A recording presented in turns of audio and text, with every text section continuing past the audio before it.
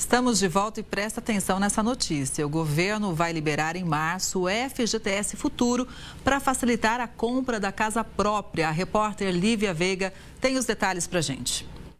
Em princípio, essa novidade vai valer para beneficiários do Minha Casa Minha Vida, principalmente as famílias que estão na faixa 1, com renda mensal de até R$ 2.640. O FGTS Futuro permite que os trabalhadores com carteira assinada contem com a contribuição que o empregador ainda vai depositar para complementar a renda quando ele fizer o financiamento habitacional. Assim, é possível optar por um imóvel mais caro, mas em caso de demissão, o trabalhador fica responsável pela prestação mais alta. Para passar a valer, o FGTS Futuro ainda precisa ser aprovado pelo Conselho Curador do FGTS, o que pode acontecer no mês de março. O Ministério das Cidades diz que esse será um período de testes, mas que depois esse benefício pode ser estendido para todos os beneficiários do Minha Casa Minha Vida.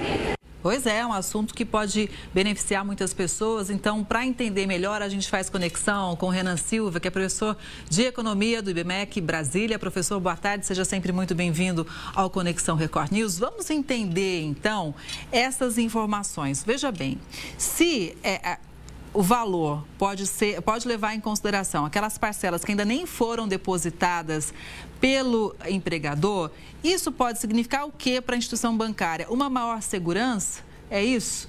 Qual que é a tradução que a gente pode fazer? Boa tarde, Kelly. Satisfação. Sim, de fato, primeiro é um programa que realmente que visa ali o estímulo, né, a construção civil, isso é bem claro, ao mesmo tempo que vai de encontro com um déficit habitacional bastante intenso que temos no Brasil. Agora, com essa formatação, de fato, a instituição financeira realmente ela se sente mais segura, né, quanto a eventos, por exemplo, de inadimplência. Agora, há também de se ponderar realmente que existe esse risco realmente desse descasamento do fluxo, né?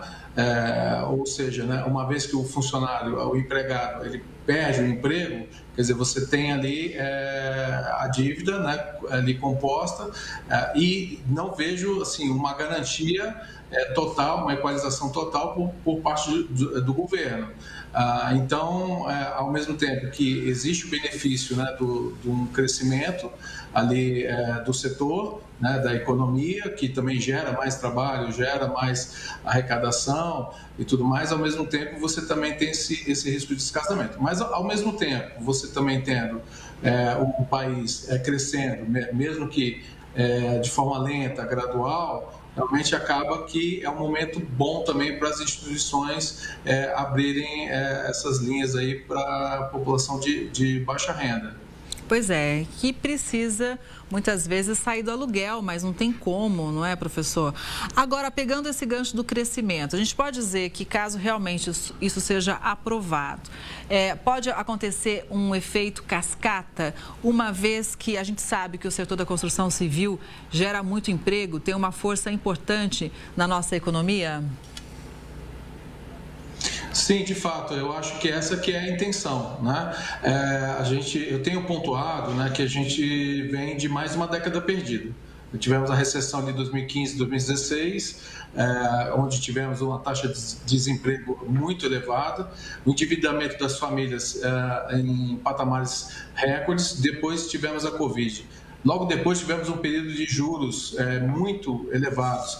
Nesse período, o setor de construção civil sofreu muito, as companhias passando muita dificuldade e agora, por último, com as taxas de juros muito elevadas, os lançamentos, né, as incorporações ficaram represadas e é um setor de extrema importância para o país, gerador de emprego e de renda.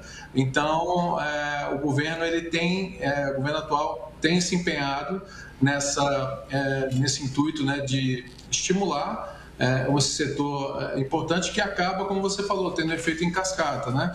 Você reduz ainda mais a taxa de desemprego e aumenta a renda, consequentemente, né? Porque você tem ali também uma pressão em cima da mão de obra. Lembrando que esses movimentos tem que se tomar cuidado porque eles são considerados inflacionistas também, mas na dose certa realmente é um estímulo adicional, compensando esse período tão duro que nós vivenciamos. Professor, eu não sei se o senhor concorda também, mas alguns analistas disseram o seguinte: como o FGTS Futuro leva em conta as parcelas que ainda nem foram depositadas, provavelmente a pessoa beneficiada vai poder escolher até um imóvel melhor caso esse benefício não existisse. Então, assim, pode ser que consiga até comprar um imóvel mais adequado para a própria família, não é? Sim, concordo. O FGTS acaba que ele é a poupança, né, do cidadão. Ele é uma poupança, só que ele é uma poupança, vamos dizer assim, retida, né? Ele, na verdade, ele acaba indo para o FAT, que acaba indo para o BNDES, para alocações do governo. Na medida que você tem essa medida, realmente o cidadão passa a ter um poder ali adicional sobre sua poupança, porque o FGTS é do cidadão. E também na medida que o FGTS apresenta um rendimento muito aquém do esperado, muito aquém das taxas de mercado, você também pode alocar melhor a sua poupança, inclusive colocando num imóvel mais adequado, um imóvel melhor. Então acaba, vamos dizer assim, fluindo melhor a economia, né? Você tem uma circulação ali do recurso de uma forma melhor, com um recurso mais bem alocado. Professor, essa notícia repercutiu e aí houve um papo aqui de corredor. Eu vou trazer a dúvida para a gente deixar claro para todo mundo que acompanha a Conexão Record News, que é o seguinte: o senhor falou, olha, o FGTS é do trabalhador, o senhor acabou de dizer isso. Mas falou, olha, o rendimento, ele é pequeno, muitas vezes não acompanha ali o que o trabalhador gostaria. Obviamente, a gente já mostrou isso aqui também. Então, por que todo mundo não poderia sacar, não é verdade? Afinal de contas, esse programa deve ser liberado apenas, como a gente mostrou, para alguns beneficiários do Minha Casa Minha Vida, com renda de até R$ 2.640. Onde é que o governo usa esse dinheiro que fica lá parado do FGTS?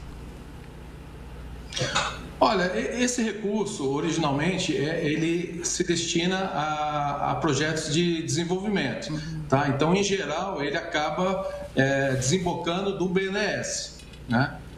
Que acaba fazendo as alocações. A questão é que as taxas oferecidas ali pelo governo, né, para a remuneração do FGTS são taxas abaixo da taxa de mercado, então as poupanças ficam ali prejudicadas e sempre há a possibilidade também do BNDES alocar maus recursos e isso não se converter em taxas de retorno compatíveis. É uma questão de modelo econômico, que lá no passado, né, imaginou-se um mecanismo de protecionismo, né? Então, ou seja, o trabalhador deve ter uma poupança ali para também formar ali o seguro-desemprego, para que ele não fique desamparado, mas acaba que é uma poupança forçada, né? Sim. Então, às vezes fala assim, o brasileiro não tem poupança, não gera poupança. Não, ao contrário, ele tem uma poupança, mas que ele não tem o domínio da decisão dos investimentos. Isso é bastante questionável, mas é um modelo de protecionismo, né, que nem sempre também é tão compatível, vamos dizer assim, né? Nem sempre agrada todo mundo. Agora, a gente está falando de emprego, vamos falar agora do contrário, porque tem uma notícia chegando que eu gostaria de ouvir a opinião do senhor. As demissões voluntárias cresceram no Brasil e bateram recorde de 7.300.000 pessoas em 2023, ou seja, 34% dos mais de 21 milhões e meio de desligamentos registrados, isso segundo os dados do Ministério do Trabalho e Emprego. Então, significa uma alta de 7,9% ante o registrado no anterior, em uma tendência de crescimento, então, observada durante a pandemia da Covid aqui no Brasil. O que a gente pode ler desse cenário, hein, professor? Olha, é verdade, né? Isso tem acontecido e eu acho que é uma mudança de perfil do trabalhador e isso fica bem claro. Na verdade, isso se deve às condições dos contratos de trabalho, que hoje estão mais flexíveis. Também existe a possibilidade também dos contratos chamados partners, né? Ou seja, né, as pessoas querem participar das empresas, querem ter participação e não só um salário como antigamente, mesmo num sistema um pouco mais volátil, né, vamos dizer assim. Também tem a questão de que algumas pessoas preferem contratos mais flexíveis, por exemplo, em home office, né, porque melhora muito a qualidade de vida da pessoa.